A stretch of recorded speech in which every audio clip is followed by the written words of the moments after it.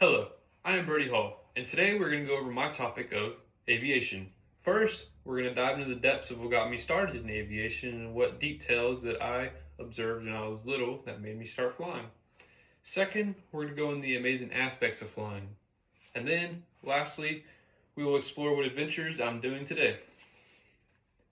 So now that I've gotten your attention on aviation, let me explain where it all started.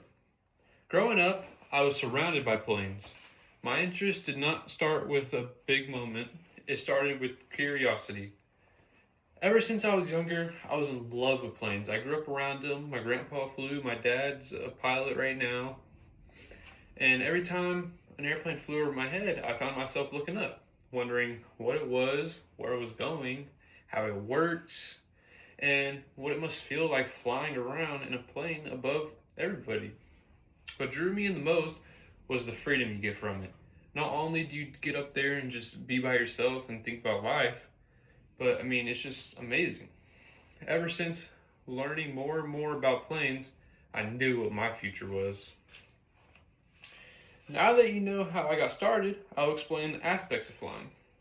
Flying is one of humanity's greatest achievements. Something that we used to believe was impossible and turns into everyday reality.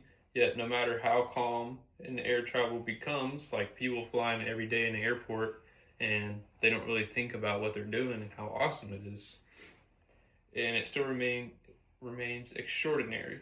One of the most amazing aspects of flying is the sense of freedom it provides. Like I said, how you got me started, you have freedom. Like when you're up there, and I fly a single engine plane, which there's only 4 seats in it, and most of the time I fly by myself. You're just by yourself above the whole world, and you're by yourself and you can just think about whatever.